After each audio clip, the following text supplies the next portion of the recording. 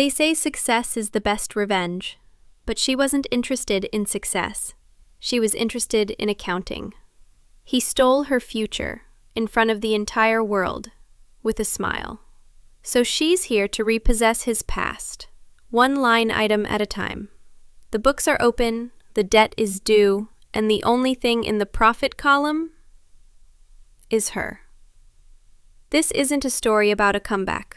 It's a story about a foreclosure. Her name was Alara, and she was brilliant.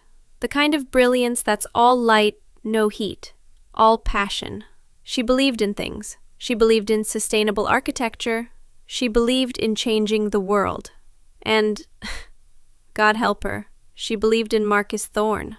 Marcus was the visionary, the silver-haired, charismatic head of Thorne Aegis, the man on the cover of Forbes and Arc Digest. He was her mentor, her champion. In her mind, her professional father. For 3 years, Alara didn't just work. She poured her soul into a project she called Oasis. It wasn't just a building. It was a breathing ecosystem, a self-sustaining city, all her design. Her life's work, finished at 28. Marcus called it their life's work. Alara, he'd say, his hand on her shoulder, we are going to change the world with this. The Global Innovators Summit, Dubai. This was it, the big reveal. Alara was buzzing, high on recycled air and adrenaline. She was in the 3rd row, her suit freshly pressed. Marcus was on stage, starting his keynote. He was a master. He spoke of vision, of legacy, of a world in desperate need of a new idea. And now, he said, the stage lights catching his $10,000 watch, I give you my dream. I give you Oasis. The screen lit up. Her designs, her 3D models, her soul, rendered in 4K. And underneath, in stark white letters, the Oasis Project, conceived and designed by Marcus Thorne. Alara's smile just froze. It became a thing of glass. She watched him walk her audience through her work. He pointed to her innovations in water reclamation and called them my little breakthrough. He showcased her modular living wall design and took credit for the endless nights he spent perfecting it. He got a 10-minute standing ovation. She caught him backstage in the glow of his triumph. Marcus? You didn't... My name. He looked at her, not with malice, not even with guilt. He looked at her with pity. Alara, he said, straightening his tie. You did wonderful work, truly. Your support was invaluable. But a project of this scale, it needs a single guiding hand. A narrative. You understand. You're a team player. Team player? Marcus, I designed it! The aquifer system, the kinetic layouts. You drew what I inspired, he said, his voice hardening just a fraction. You were a brilliant assistant, Alara. But this is my legacy. Don't spoil this. She fought. Oh, she fought. She called her lawyer. She called the architectural boards. She called the one journalist who would even listen, and she was crushed. Marcus, it turned out, had been playing the long game. His lawyers produced preliminary sketches that predated her employment. He had memos detailing his vision that he'd tasked her with executing. The NDAs she signed were ironclad. The narrative he'd warned her not to spoil, he wrote a new one. A brilliant but troubled young protégé, the PR spin went. A case of ambition outstripping talent. A sad attempt to claim credit. She was publicly discredited, blacklisted, professionally ruined. Alara didn't just lose her job. She lost her name. She lost herself. So, Alara died. She vanished, deleted her socials, broke her lease, and disappeared. For 5 years, the world of architecture and finance spun on. Marcus Thorne became a global icon, the man who built tomorrow. The Oasis Project, funded by billions in venture capital, broke ground in Abu Dhabi. Thorne Aegis became an empire, and in that empire, Alara was a rounding error, a forgotten piece of data, which is exactly what she wanted. She didn't end up in a gutter. She ended up in a different kind of Shark Tank.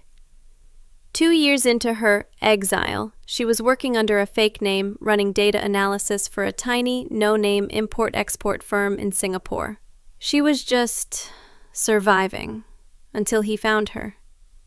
Simeon, an old-money, reclusive investor, a man who wore $5,000 suits to sit alone in the dark. He was one of the first people Marcus Thorne ever screwed over decades ago. Simeon never forgot. He walked into that tiny office, looked at her, and said, "I read what happened to you. He didn't just steal your work. He stole your structure. He stole your math. He doesn't respect the numbers." He offered her a job, not in architecture. "I don't want to build," Alara said, her voice rusty.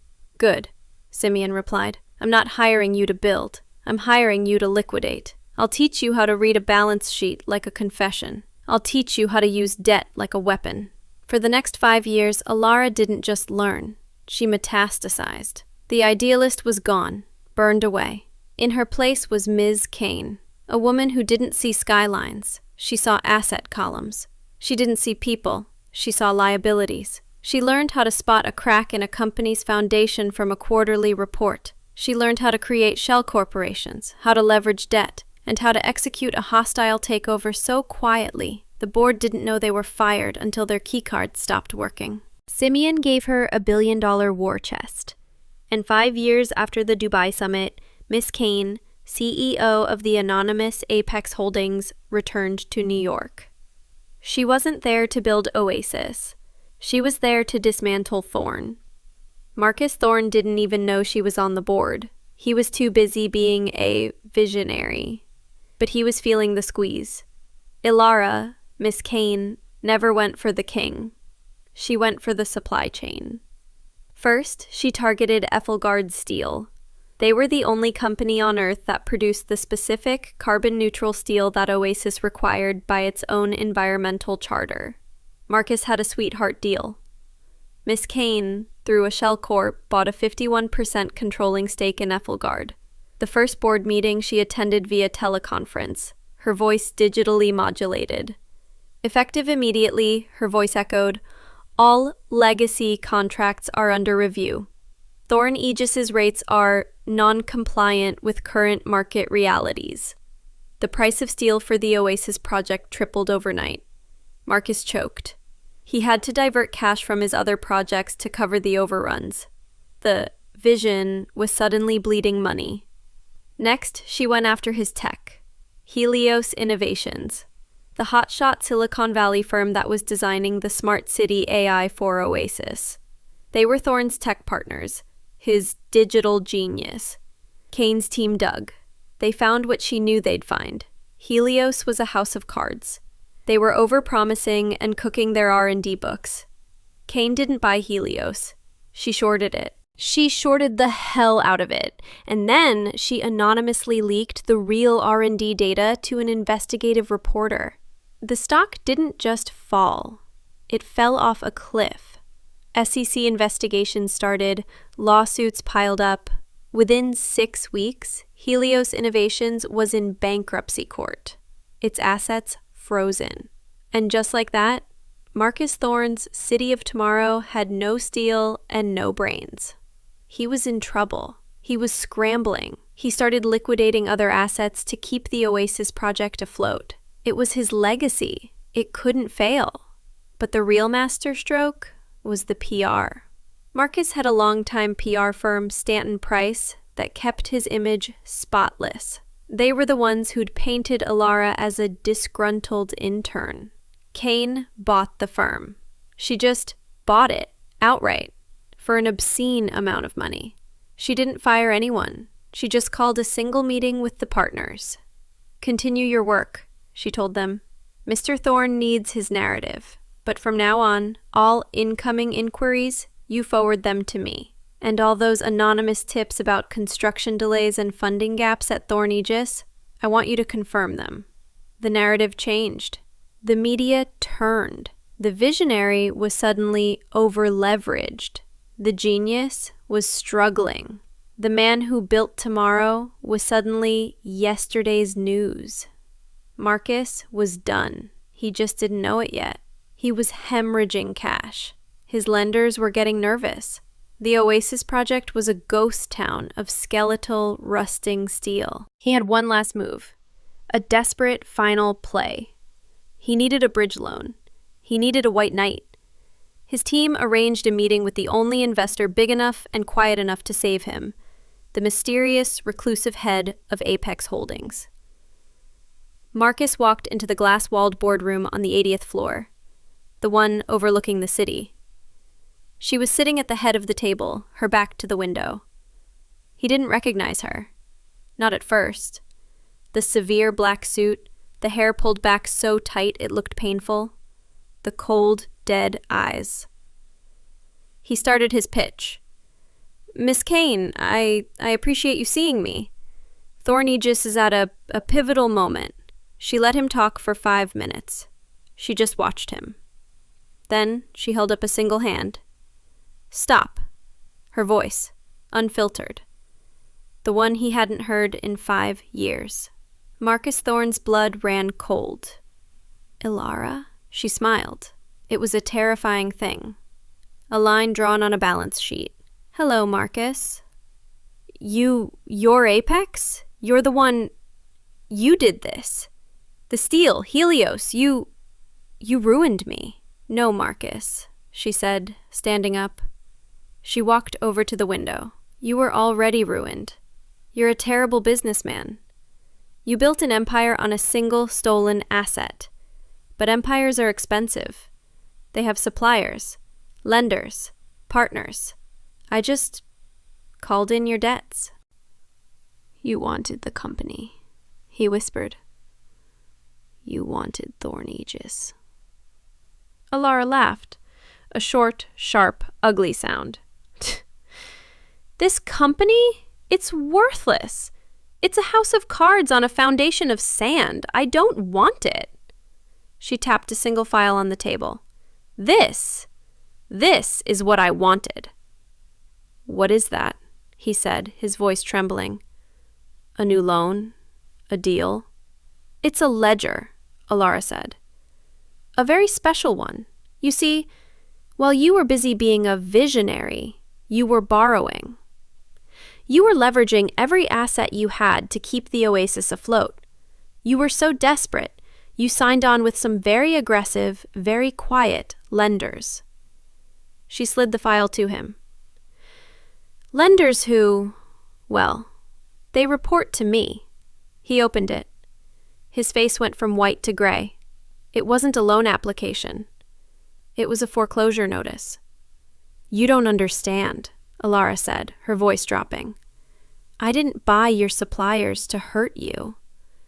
I bought them to leverage you. I didn't short your tech to make money.